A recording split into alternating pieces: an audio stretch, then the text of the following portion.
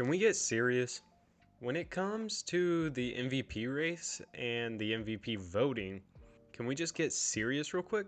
We're clearly seeing that the majority of people talking about this topic have blatantly just not been watching enough games from these guys this season entirely. Disregard the first half of the season. In the past 2 months, how many people have you seen put Shea as second in MVP voting? I listen to multiple NBA content creators that are very big OKC fans, and I haven't seen any of those guys put Shea as second. I've seen all of those at the very least put Luka second, Shea third. So if I've seen multiple OKC fans put Shea third behind Luka, how is it that the people that don't even watch Shea on a night-to-night basis put him second above Luka? Absolutely baffling. If anyone other than Jokic is above Luka, it would be Giannis. And I still don't even think he's had the better season out of the two. And that's saying a lot because Giannis has been incredible this season. And honestly, not enough people are really talking about that. But Shea, really, this is what we're going with. Just go ahead and tell me you haven't watched more than 2 Mavs games this season if you're putting Shea at second. Off of just raw numbers alone, Shea is averaging 30.4 points per game, 5.6 rebounds, and 6.3 assists on 53.9% from the field and 36.9 from 3 on 3.5 3-point attempts a game, which is a phenomenal season that he's putting together, as well as leading the league in steals with 2.1 a game.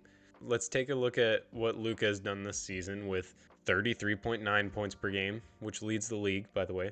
9.2 rebounds per game, which is 16th in the league, and keep in mind Luka is a point guard, as well as 9.8 assists per game, which is second in the league, and doing this all on 48.8% from the field and 38.4% from 3, and that's on 10.6 3-point attempts per game. Also, keep in mind, only Steph Curry is shooting more threes a game than Luka, and he's still shooting 38.4%.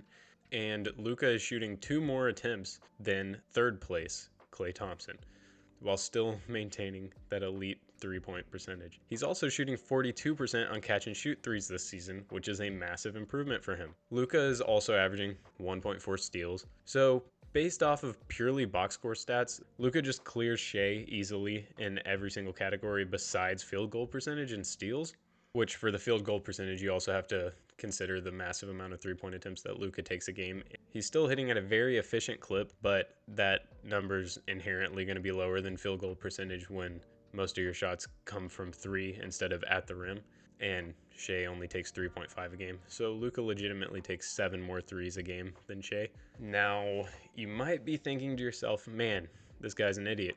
We all know basic stats do not matter. It's advanced metrics and wins that matter.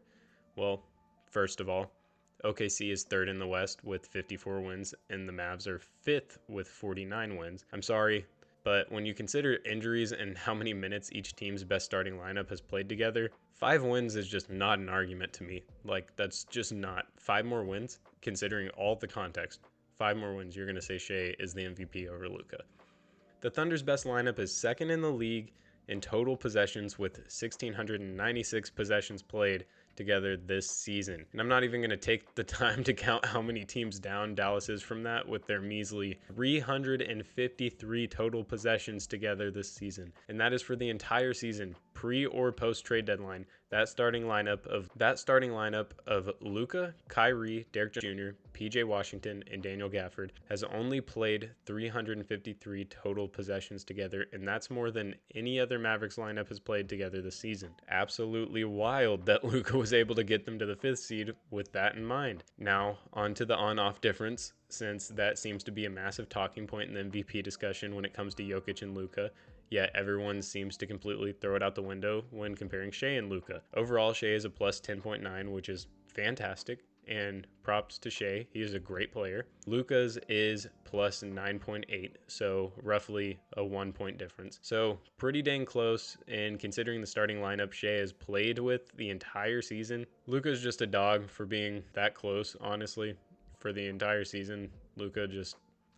I really can't stand this weird hate Luka gets for some reason from the media and fans alike to be at it. Like, fans in the comment sections about Luka, bro, it's honestly wild what people will say in the comments to diss this man. Shea's offensive on-off differences is 99th percentile in points per possession, 67th percentile in effective field goal percentage, 100th percentile in turnover percentage, 93rd percentile in free throw rate. Great numbers. On offense for Luka, it is 92nd percentile points per possession, 94th percentile in effective field goal percentage, 88th percentile in turnover percentage, and a 65th percentile in free throw rate. So on offense, Shea has a slight edge, but overall it's obviously extremely close. Now the real point I wanted to get at is the defensive end, because that is something I always hear get brought up in this propaganda of Shea for second over Luka. My main point I make from watching Shea is that he makes fantastic defensive highlights, but that his overall impact is quite overrated by the media and fans this season. Not that he's bad on defense by any means, but that his overall impact is much more on the offensive side of the ball, and he can hold his own on defense, but he is not the defensive stopper that so many non-Oklahoma City Thunder fans have made him out to be based on his steals and blocks highlights. Now, to his on-off difference on defense, he's 61st percentile in opponents' points per possession, 73rd percentile in opponents' effective field goal percentage, 53rd percentile in opponents' turnover percentage, 69th percentile, nice, in offensive rebound percentage, and 13th percentile in free throw rate for opponents. Now, by no means are these just terrible numbers, and that's not the point I'm making at all. My point remains that he is just slightly above average on defense, and that's perfectly fine for an offensive superstar such as himself. For Luka, his defensive on-off starts with 79th percentile on opponents' points per possession, 43rd in opponents' effective field goal percentage, 73rd percentile in turnover percentage, and 89th percentile in offensive rebound percentage, and 88th percentile in opponents' free throw rate. By no means am I somehow trying to say Luka is a better defender here, but just by looking at the on-off splits, we see that, sure, you could say SGA is a better defensive player than Luka, but how much can you really say that? Both players play the passing lanes well and get steals, and yes, Shea is better at that, but it's not a massive margin like people make it out to be. Shea is for sure better at staying engaged than Luka, but he also has moments of defensive lapses similar to Luka, where they either aren't in the right spot or flat out were just ball watching, which is super common for these types of guards, similar to Westbrook, similar to Harden, similar to John Wall, similar to Derrick Rose, well, maybe not Derrick Rose, but anyways, like, you know the type I'm talking about, the guys that like to get steals. Sometimes they get caught ball watching and then their defender cuts back door and they get scored on because of it. All of that to say, if the on-off splits and eye test for me do not say Shea is an elite defensive player, then it's just not enough to somehow elevate Shea over Luka in the MVP discussion just primarily based off his defense. The main argument is somehow that the defensive gap between Shea and Luka, that the defensive advantage Shea has over Luka somehow extremely outweighs the offensive advantage that Luka has over Shea. Now, if you watch basketball every night, you can probably tell that that's utterly ridiculous, because Luka's playmaking alone puts him on a completely different tier than Shea offensively. And Luka's also the better scorer. He's the better scorer, and he's a more versatile scorer because he's a complete three-level scorer, as in he's an amazing three-point shooter, amazing mid-range shooter. He's second in drives per game, but the most efficient in drives per game, as well as assists on the most shots per game out of drives in the league. So when it comes to efficiency, Shea has a true shooting percentage of 63.9, and Luka has a true shooting percentage of 61.8. So, which both of those are far above league average, and considering the volume, it's absurd for either one of them. Shea is slightly more efficient, and you got to consider the three-point attempts with Luka when you're considering that, but either way, Shea is flat out more efficient. All of that to say, sure, Shea might be slightly more efficient than Luka, but Luka is averaging more points on still above league average shooting, while also taking the second most threes in the league and shooting close to 39% from that range, as well as being second in assists in the league. I still see people talking about Luka's off-ball ability and Luka's defense as main talking points to why he's not even top 5 in MVP discussion. Just utterly ridiculous takes I've been seeing. It's just a really tired argument at this point, because at this point in his career, when neither of those are actually massive issues in his game anymore, it's just, yeah, Luka, he's never going to be a lockdown defender, and he's never going to be an elite off-ball player, but he's above average defender, and he's an elite catch and shoot player. So he's kind of fixed both of those issues because they're not issues anymore.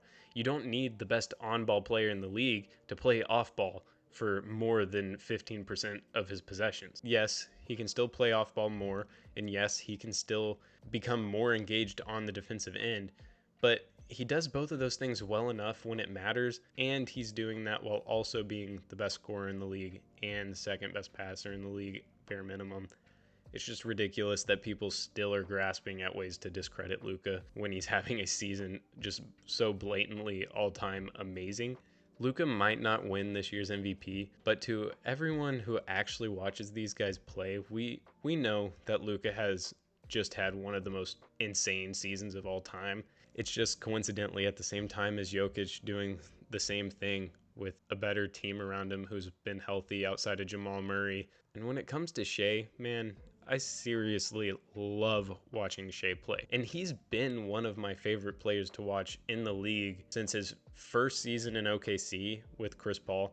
And honestly, I thought he was super promising in LA. I was hyped to see him get more opportunity in Oklahoma after that trade for Paul George, and he's done that plus way more.